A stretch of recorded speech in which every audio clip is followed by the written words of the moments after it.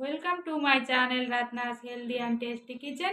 আজকে আমি আবার চলে এলাম একটা নতুন রেসিপি নিয়ে। হ্যালো বন্ধুরা, কেমন আছো? আশা করি সবাই ভালো আছো। চলো আজকে আমি আবার একটা নতুন রেসিপি নিয়ে তোমাদের দেখাচ্ছি করে। তোমরা পুরো ভিডিওটা দেখো, আশা করি ভালোই লাগবে। দেখো আমি কড়াই তেল দিয়ে দিচ্ছি। তেলটা একটু গরম হলে,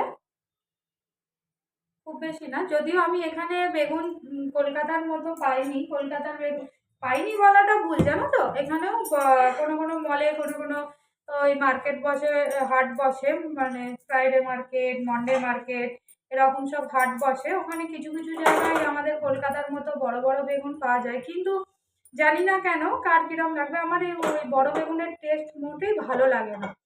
তো আজকে একদম পুরো নিরামিষ রান্না। তুমি কোনো নিরামিষের দিন খেতে পারো এরকম রান্না। তো ওই জিনিসটাই করছি। তো যাই হোক, দেখো তেলটা কথা বলতে বলতে মনে হয় গরমই হয়ে গেছে।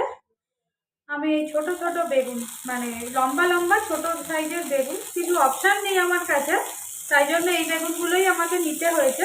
তো এই বেগুনগুলো সব আগে ভালো করে তেলে ভাজা করবে। দেখো বেগুনে পরিমাণ অনুসারে নুন দিয়ে দিলাম।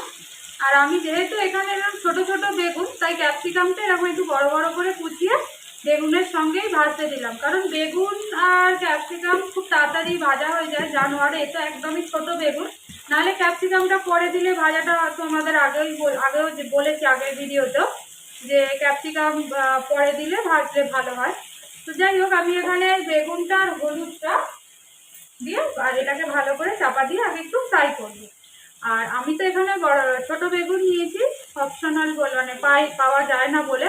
আমাদের ওখানে কলকাতার বা আমাদের বেঙ্গলের যে বড় বড় বেগুন, ওগুলো বেগুন ভাজার মতোই তোমরা কাটবে, বড় বড় সাইজের বেগুন ভাজা কেটে এরকম পুরো ভালো করে নুন চিনি আর যেরকম নুন চিনি হলুদ মাখিয়ে রেখে দিয়ে ভাজবে আগে বেগুনগুলো। আগে পুরো বেগুন ভাজার মতো গোল গোল করে ভেজে রাখবে, ভেজে একটা থালায় তুলে রাখবে।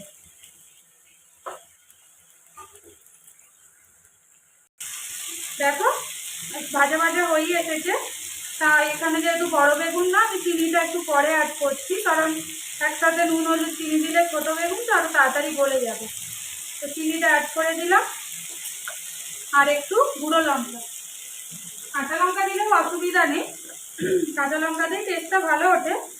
তো একটু জাস্ট আমি গুঁড়ো লঙ্কা অ্যাড করলাম। তার সঙ্গে আমি দুটো কাঁচা লঙ্কা পেস্ট করেছি, ওটা আমি পরে দেখাচ্ছি।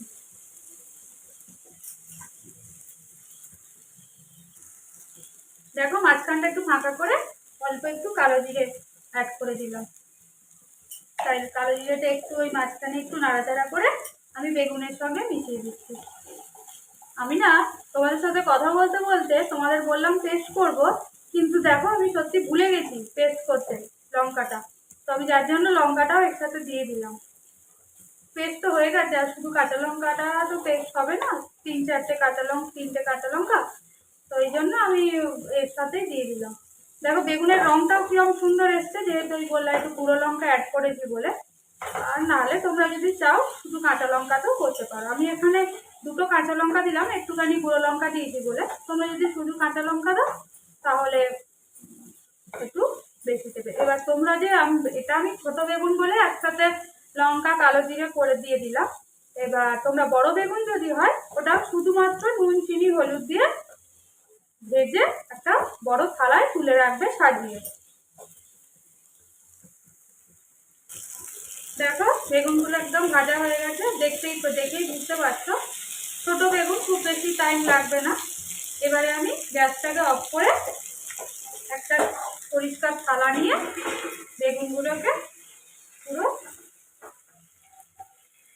রেখে দেবো সাজিয়ে।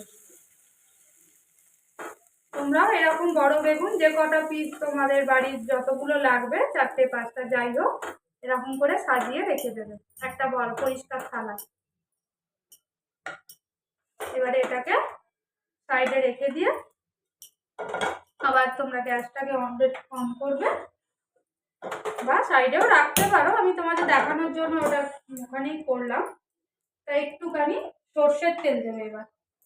সর্ষের তেল দিলে জিনিসটা ভালো হয় খেতে। আমি একটু সর্ষের তেল অ্যাড করলাম। তার সাথে এবারে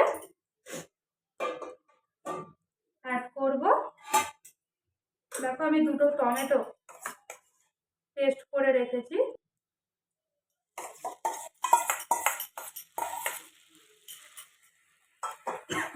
সরি, আর দিয়ে দেবো ধনেপাতা। তোমরা এই বেগুনটা যখন তুলে নেবে না, আমি তো কালো জিরে দিয়ে বেগুনটা ভেজেছি, তোমরা আগে এই সর্ষের তেলের মধ্যে কালো জিরে দেবে। কালো জিরেটা গরম হলে তারপরে তোমরা বেগুনটা দেবে। তা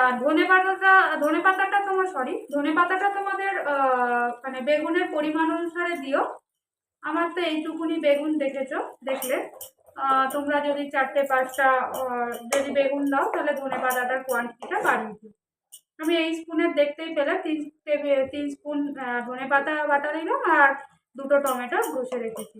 এবার কেউ যদি মনে করো যে শুধু ধনেপাতা দিয়েই করবে, সেটাও করতে পারো, তাহলে তোমরা টমেটোটা ওখানে স্কিপ করতে পারো।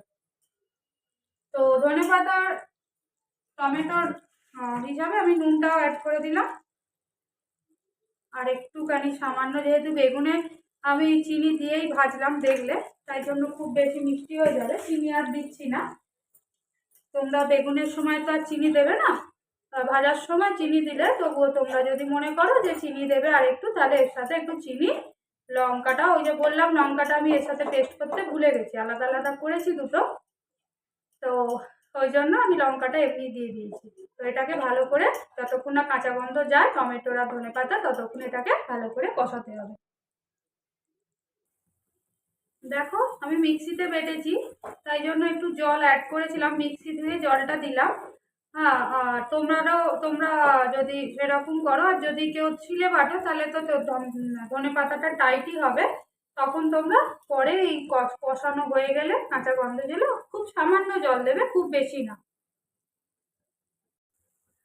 দেখো আমি ওই অল্প একটু জল অ্যাড করেছি, দেখতেই পাচ্ছ, খুব বেশি না, মানে একসাথেই সেটা কষতে দিই, মানে ওই টমেটো ধনেপাতার সঙ্গে সামান্য একটু জলও দিয়ে দিয়েছি, 1/2 কাপ মতো দিয়ে এটাকে কষতে দিলাম। দেখো গ্রেভিটা দেখছো কেমন ভাবে এসেছে। আর ওই টমেটো ক্যাপসিকামটা আমার তো আমি বললামই, ছোট বেগুন বলে আমি ভাজা ভাজা দিয়েছি। তোমরা টমেটো ক্যাপসিকাম ধনেপাতা কাঁচা লঙ্কা একসাথেও পেস্ট করতে পারো, আর যদি মনে করো যে শুধু ধনেপাতা দিয়ে করবে, কোনো কিছুই না দিয়ে কাঁচা লঙ্কা ধনেপাতা অ্যাড করে করতে পারো। তো দেখো এটা আমার হয়ে গেছে, গ্যাসটাকে আমি অফ করে দিলাম। আমি যে থালায় সাজিয়ে রেখেছিলাম বেগুনটা, তোমরাও ঠিক বড় বেগুনটা এইভাবেই করবে, বেগুন আর কড়াই দেবে না, এটাকে জাস্ট চতুর্দিক থেকে বেগুনের ওপর দিয়ে সাজিয়ে দেবে। খেতে বিশ্বাস করো ভীষণ অসাধারণ একটা রেসিপি, আর খুব সুন্দর স্বাদ হয়। যে কোনো গরম ভাত বলো, রুটিতেও খেতে পারো। ধনেপাতার তো একটা সুন্দর গন্ধ আছে। জাস্ট এইভাবে মাখিয়ে রেডি হয়ে গেল ধনেপাতা দিয়ে বেগুনের ভর্তা। ভর্তা না, সরি, ভুল বলে ফেললাম, ধনেপাতা বেগুনের কারি, যা তোমরা বলবে সেটাই। তো অবশ্যই তোমরা এটাকে ট্রাই করে আমাকে জানিও যে কেমন হলো রেসিপিটা খেতে। আর অন্যান্য ধনেপাতার আরও আমি মাছেরও রেসিপি দিয়েছি, ওটা আমার আগের ডেসক্রিপশানে আছে, লিঙ্কটা শেয়ার করে দিতে পারি। তোমরা যদি কেউ চাও আমাকে বলো, আমি লিঙ্কটা শেয়ার করে দেবো। আমার রেসিপিসগুলো যদি আপনাদের ভালো লেগে থাকে তাহলে অবশ্যই সাবস্ক্রাইব, শেয়ার অ্যান্ড কমেন্ট করবেন।